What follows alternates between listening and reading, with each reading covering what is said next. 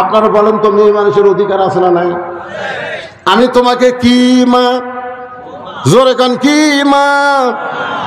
অনেক মুরব্বী চিন্তা করতেছে হুজুর বেটার বউ বৌমা হয়, এটা আপনার ওয়াজে আমরা শুনি, কিন্তু বাড়ির তো দেখতে পাই না। এখন অনেক বেটার বউ বৌমা না হইয়া বউ দজ্জাল হচ্ছে, আছে না নাই? জোরে কান আছে না নাই? আপনারা যে বেটা করে বিয়ে করাছেন, কেবারে বেটার বউগুলা কেমন? কথা কয় না। আপনারা বেটা করে বিয়ে করাননি? আগুন। বিয়ে করার আগে বেটা কি ভালো জানেন, দুটা ডাব কিনে নেয়, একটা বাবু কাটা দেয়, একটা মাও কাটা দেয়। বাপ মাও কয় আমাকে আল্লাহ ফেরেস্তা দিছে, কিন্তু বিয়ে করার পরে বউ যে কি কান মন্ত্র দিছে, ওই আর আপনাকে এই কি জায়গার নাম হাটনগর আর থাকে না, ওই এখন বউলিয়া চলে গেছে নওগাঁয়। এখন নওগাঁ বউলিয়া থাকে, বাসা করছে, 3 তলা বাসা করছে, ওটি বউলিয়া থাকে। বাপ মা থাকে হাটনগর। একদিন বাবা অসুস্থ হয়ে নওগাঁয় ভালো ডাক্তার দেখানোর জন্য হয়ে গেছে।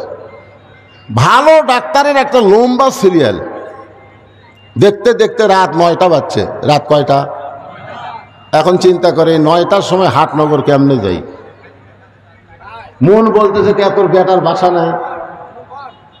ওই তখন ওই মনের তাগিদে বেটার বাসাত গেছে। বেটার নাম হলো আব্দুল্লাহ, কি সুন্দর নাম আব্দুল্লাহ। আব্দুল্লাহ বাসাতে চুম করছে, কে রে? আমার সবাই স্যার করে ডাকে, সাহেব করে ডাকে, আমার নাম ধরে ডাকলে মরদ কে রে? আপনারা বলেন তো, সন্তান যত বড়ই সাহেব হোক, নাম ধরে ডাকার মরদকে? আব্দুল্লাহ দরজা খুলে তাকায় দেখে বাবা এতিমের মতন দাঁড়ায় আছে। আব্দুল্লাহ বলে বাবা রাত 9টার সময়, কারণ খবর কি? বাপ বলতেছে আমার মন কখনো চাইনি তোর বাসাত আসা, কিন্তু ডাক্তারের কারণে বাধ্য হয়ে আমাকে আসতে হলো। আব্দুল্লাহ হাত ধরে বলতেছে বাবা এত রাগ কেন করছেন বাবা? বাবা মনে মনে কয় রাগ তো তোর উপর করিনি, তুই যে মালটা বিয়ে করছো। রেস্ট রুমে এখন বাপকে বসায় দিয়ে আব্দুল্লাহ আস্তে আস্তে বউয়ের কাছে গেছে। বউ যে ঘরে ঘুমায় আসে না চাদর দিয়ে, ওই ঘরের মধ্যে যে আব্দুল্লাহ ফিস ফিস করে বলতেছে লক্ষ্মীটি সোনার ময়না বাবা আইছে। কি আছে তোমার বাবা যখন আব্দুল্লাহ আব্দুল্লাহ করে ডাকলো, আমি কি ঠসা? আব্দুল্লাহ জোরহাত করে বলতেছে বাবা কোনোদিনও আসে না রে, আজকে বিপদে আছে, আর তুমি এইরকম করে ভাষা। বাবার সামনে একটু খাবার দাও। বউ বলতেছে আমার মাথা বেদনা করে, পিঠ শিরশির করে, পারলে তুমি দাও। আব্দুল্লাহর বাপ কি আর কম? চিল্লাই বলতেছে কে রে আব্দুল্লাহ, তুই কি মনে করছিস আমি খাবার জন্য যাচ্ছি? যাওয়ার জায়গা পাইনি দেখে তোর বাড়ি যাচ্ছি, থাকার একটু জায়গা দে, খাওয়া লাগবে না। আব্দুল্লাহ রাত 9টার সময় বাবা না খাইয়া ঘুমায় গেছে। রাতটা যখন 11টা বাজে, তখন আব্দুল্লাহ শালা, আপনারা আব্দুল্লাহর শালা বলতে কি বুঝতেছেন? বইয়ের ভাই। 11টার সময় এসে ডাকতেছে শেফালি আপা, আব্দুল্লাহর বইয়ের নাম হলো শেফালি। শেফালি আপা, সঙ্গে সঙ্গে শেফালি কম্বল ফেলা দিয়া মারছে লাভ। আব্দুল্লাহ তাকায় দেখে কম্বল আছে, বউ নাই। বউটা দৌড়া গিয়া গেট খোলা, বলে ভাইজান এত রাত্রে কোত্থেকে? বলে ক্যারাম বোর্ড খেলতে খেলতে রাত হয়ে গেছে, আপা আমি একটু ঘুমাবার চাই। বলে কিসের ঘুম, আগে খাওয়া। তুই না খাইলে ঘুমাইলে আমার চোখে ঘুম ধরবে না। এই বলে ভাত গরম, গোস্ত গরম, মাছ গরম, সব গরম করে ভাইয়ের সামনে দিয়া বলতে যে খা ভাই, তুই না খাইলে আমার কলিজার শান্তি নাই। আব্দুল্লাহ মনে মনে চিন্তা করে 9টার সময় আমার বাবা আইছে, তখন তোর মাজা বেদনা করে, পিঠ শিরশির করে, আর 11টার সময় খা ভাই খবর কি? বার হয়ে দেখে 5 তরকারি গরম ভাত, শালার মাথায় বইয়ের হাত। কয় তরকারি? 5 তরকারি গরম ভাত, শালার মাথায় বইয়ের হাত। খালি বারবার বলতেছে আর এক টুকরা খা ভাই, তুই না খাইলে আমার কলজার শান্তি নাই। আব্দুল্লাহ চুপি চুপি বাবা যেই ঘরে ঘুমাই, ওই বাবার ঘরের জানলার কাছে জিরো বাল্বের আলোতে তাকায় দেখে বাবার শুকনা মুখটা দেখতে পায়। আব্দুল্লাহর চোখটা পানি পড়তেছে। যেই বাবা নিজে না খাই আমাকে লেখাপড়া করাইছে, যেই বাবা মাটির বিছনার থেকে আমাকে খাট বানায় দিছে, আজকে আমার সেই দরদের বাপ না খাইয়া আছে, আর সালাদ সামনে 5 তরকারি গরম ভাত, আমার কি কিছুই করণীয় নেই।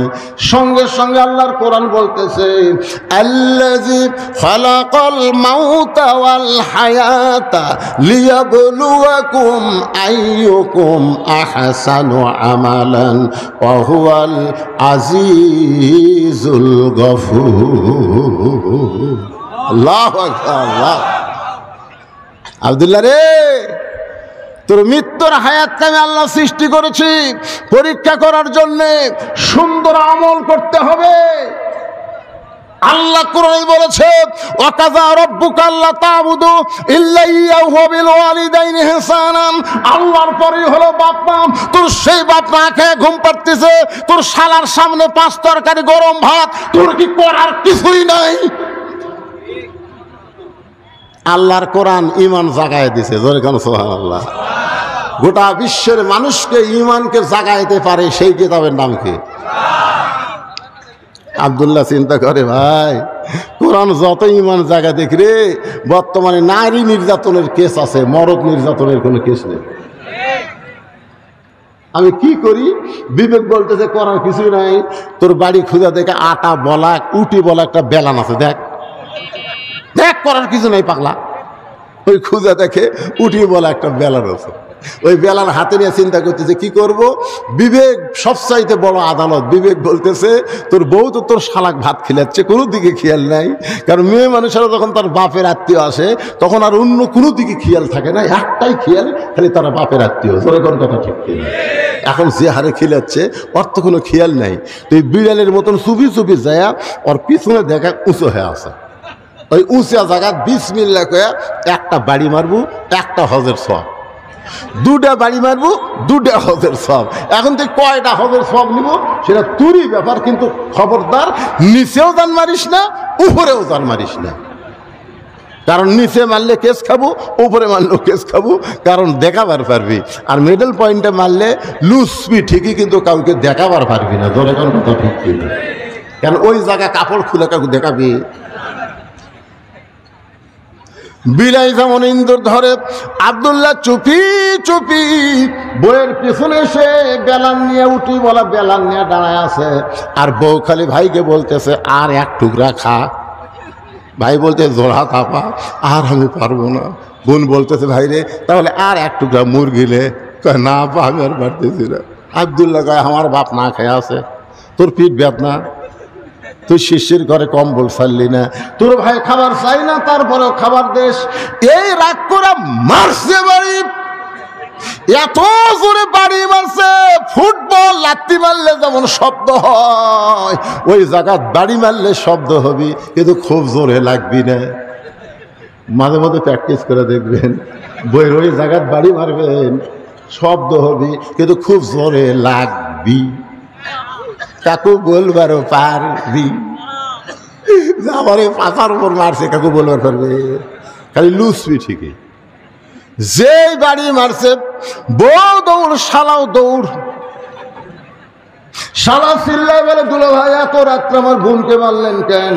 আব্দুল্লাহ চোখের পানি বের করে বলে তোর বোন আমার কে হয়? তোর বোন আমার কে হয়? তোর বোনকে আমি এত ভালোবাসি, হাটনগর বাপ মাকে বাদ দিয়ে আমি নগর শহরে শুধু তোর বোনের জন্য একটা বাসা বানাইছি। কারণ বউকে ভালোবাসার কথা ইসলামে আছে না নাই? যেরকম ভালোবাসার কথা ইসলামে আছে না নাই? আল্লাহ নবী ঘরের মধ্যে বসে আছে, এমন সময় উম্মাহাতুল মা আয়েশা রাদিয়াল্লাহু তাআলা, আমাদের উম্মা, আমাদের মা ঘরের মধ্যে ঢুকছে। নবী বসে আছেন, মা আয়েশা ঘরের মধ্যে ঢুকছে, সঙ্গে সঙ্গে নবী দাঁড়িয়ে গেলেন। মা আয়েশার সম্মানে নবী দাঁড়ালেন না, নবী দাঁড়ায় দরজা বন্ধ করে দিলেন, জানলা বন্ধ করে দিলেন। আয়েশা বলে, ইয়া রাসূলুল্লাহ, আমি ঘরে আসার সাথে সাথে আপনি দরজা বন্ধ করলেন, জানলা বন্ধ করলেন, আমার দেহ থরথর করে কাঁপতেছে। রাসূল বলে, কি কারণে তোমার দেহ কাঁপে? বলে, আপনার জুতার পরশে আল্লাহর আরশ ধন্য হয়ে গেছে। হুজুর, যদি কোনো বেয়াদবি হয় এই কারণেই আমার দেহ কাঁপতেছে। রাসূল বলে, আয়েশা, একজন নবীর জুতার পরশে আল্লাহর আরশ ধন্য হয়েছে, একজন নবীর জুতার পরশে। আয়েশা বলে, হুজুর, আপনি তো সেই নবী। রাসূল বলে, যতক্ষণ দরজা খোলা ছিল ততক্ষণ আমি নবী ছিলাম, কিন্তু যেই দরজা বন্ধ হয়েছে আমি আর নবী নয়, আমি হলাম স্বামী, আর তুমি আমার বিবি। বউকে আদর করার কথা ইসলামে আছে না নাই? নবী বলতেছেন, একজন নবীর জুতার পরশে আল্লাহর আরশ ধন্য হয়েছে। আয়েশা বলে, আপনি তো সেই নবী।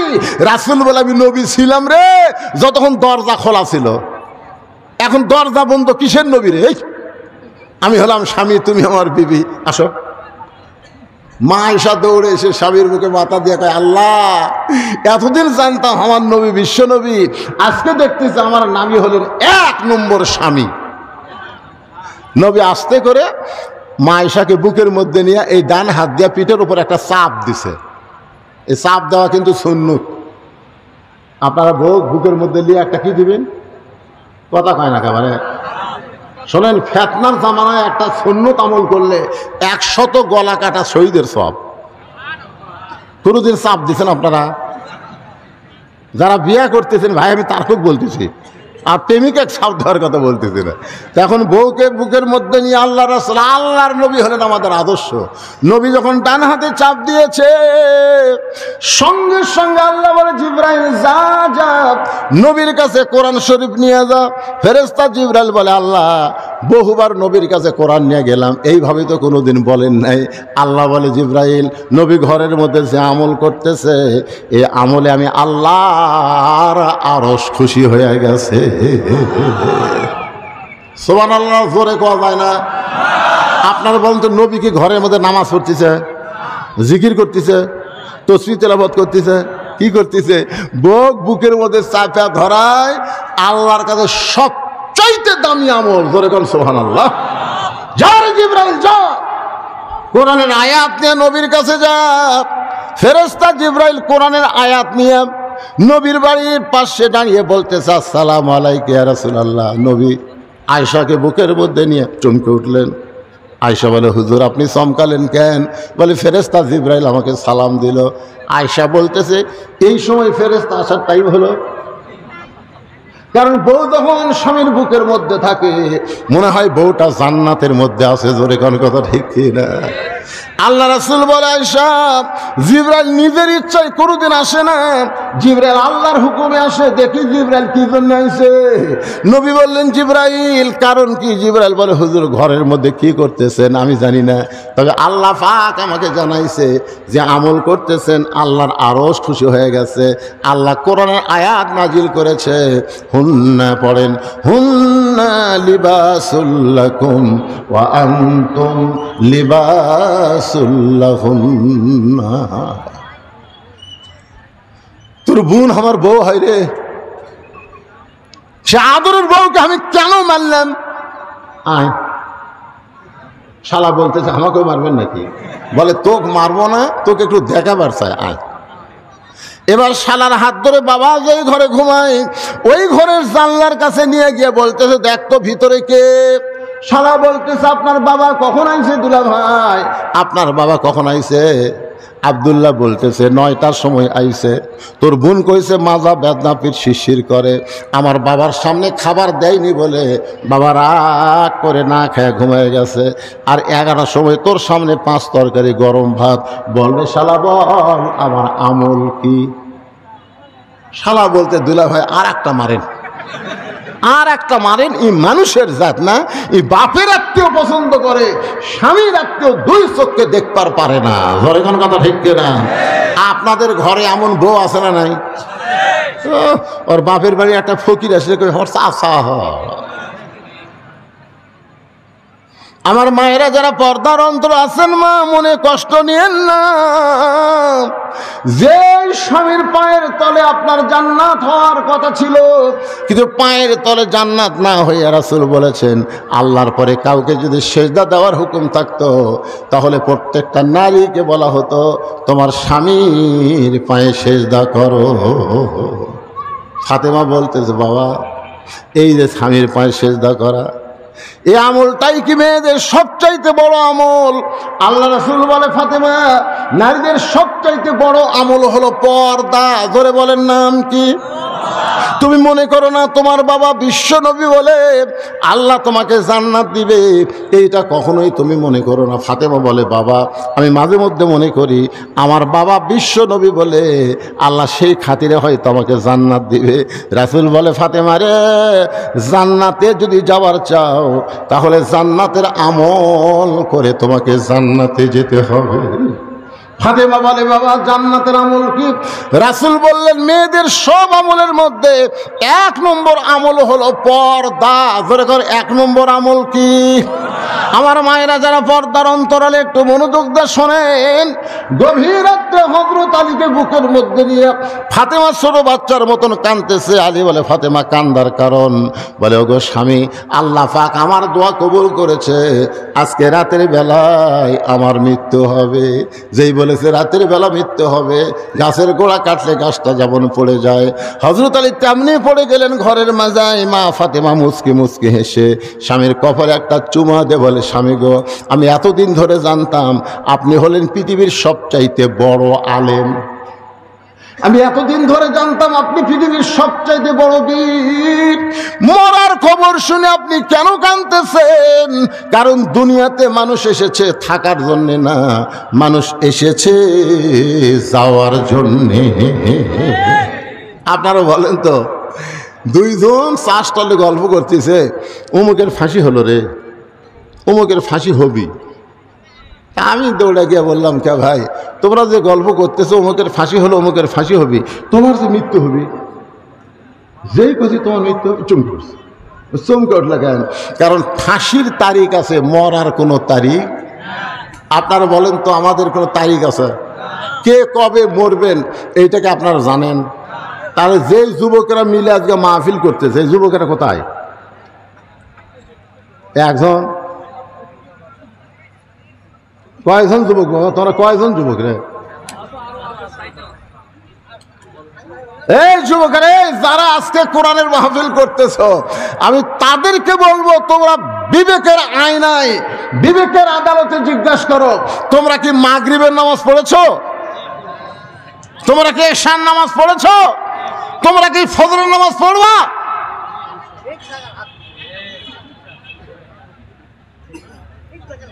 না, ঠিক জায়গা থাক না। সারা জীবন ঘুষের চাকরি করছে, বুঝলেন? সারা জীবন কিসের চাকরি? যখন ঘুষের চাকরি শেষ হয়ে গেছে তখনই কান দিচ্ছে আল্লাহ আল্লাহ, আমি তওবা করলাম আল্লাহ, আর ঘুষ খাবো না আল্লাহ, আর ঘুষ খাবো না আল্লাহ।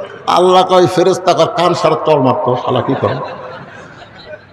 যতদিন ঘুষের চাকরি আছিল তখনই তওবা করেনি, এখন চাকরি শেষ আর ঘুষ খাওয়ার পারবি না, তখনই তওবা করতেছে। বুড়া বয়সে আল্লাহর কাছে কান দিচ্ছে আল্লাহ, আমি আর চুরি করবো না আল্লাহ, আমি যৌবন বয়সে যা করছি করছি আল্লাহ, বুড়া বয়সে আর চুরি করবো না। আল্লাহ কয় চুরি করার ক্ষমতা আছে?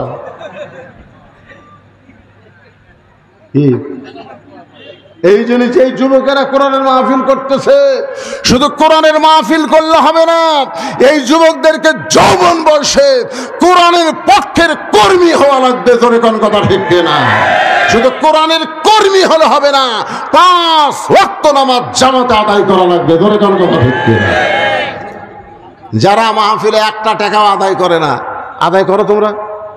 কোনো টাকা আদায় করে না, এরা নিজেরাই টাকা দিয়ে এত সুন্দর আয়োজন করে। আর সেই যুবকদের জন্য আমাদের প্রাণ খুলে দোয়া করার দরকার আছে না নাই? জোরে কেন আছে না নাই? গান বাজনা হচ্ছে না, কনসার্ট হচ্ছে না, কোরআনের মাহফিল হচ্ছে। এই মাহফিলকে আল্লাহ যেন কবুল করে। আমি সব সাইটে ওয়াজ করেছি, সব সাইটে, কিন্তু ভাইজান আমার ঘড়ি আমাকে বারবার বলে দিচ্ছে কাজ কামের দিন। মানুষ সারাদিন কাজকাম করছে। আল্লাহ রাসূল বলেছেন 2 ওয়াক্ত নামাজ কেন লম্বা করা হলো শোনেন। 2 ওয়াক্ত নামাজ লম্বা করা কেন হলো? 3 ওয়াক্ত নামাজ হলো তাড়াতাড়ি, আসর মাগরিব এশা তাড়াতাড়ি না? এ কথা কন, তাড়াতাড়ি না? আসর পড়ার পরে কি, মাগরিব পড়ার পরে কি, এশা। দেখেন এই 3 ওয়াক্ত মিলা কয় ঘন্টা? কিন্তু এশা থেকে ফজর, ফজর থেকে জোহর, এই 2 ওয়াক্ত লম্বা কেন? উমর ফারুক বললেন, ইয়া রাসূলুল্লাহ 5 ওয়াক্ত নামাজের মধ্যে এই 2 ওয়াক্ত নামাজের সময় লম্বা কেন? আল্লাহ রাসূল বললেন, ফজর থেকে জোহর আল্লাহ লম্বা সময় দেওয়ার কারণ হলো এই লম্বা সময়ের মধ্যে মানুষ ব্যবসা বাণিজ্য করবে, খেতে খামারে কাজ কাম করবে, চাকরি বাকরি করবে। এগুলা করতে গিয়া তার দেহের যে ক্ষয় হবে, ক্ষতি হবে। এশা থেকে ফজর আল্লাহ লম্বা সময় দেওয়ার কারণ হলো ওই সময়ের মধ্যে ঘুম পাড়বে, ওই ঘুমে আল্লাহ সব ক্ষয় পুরা করে দিবে। এই জন্যে আপনারা নিয়ত করবেন যে দিনের বেলায় মাহফিল করা, জোহর থেকে আসর। আর এই রাতের বেলা মাহফিল করলে আল্লামা সাইদি হুজুরের মতন করা লাগবে 8টা থেকে 10টা পর্যন্ত। জোরে কোন কথা ঠিক কিনা? আমি এখানে অনেক আগে আইছি, এশার নামাজের অনেক আগে। নিয়ত করছিলাম যে 9টার দিকে তেজত দিবে, আপনাকে সময় মতো মোনাজাত করে আপনার বাড়িতে ঘুমও পারবেন। পরের দিন আমার ধান কাটা শুরু আছে, শুরু হয়নি, ধান কাটা শুরু হয়নি। কঠিন কাজ, এই জন্যই তো মানুষজন খুব কম। অনেক লোক দেখতেছে সারা রাত অসম্ভব গেলে আমাদের কাজ কাম হবে না, মাঝে মাঝে ফাঁকে ফাঁকে 2-1 উঠে গেছে। তো আমাদের মূল টার্গেট হলো এই ছেলেদের জন্য আমরা দোয়া করব প্রত্যেক বছর আল্লাহ যেন এমন করে একটা কোরআনের বাগান লাগাতে পারে। সকলে বলে আল্লাহুম্মা আমিন।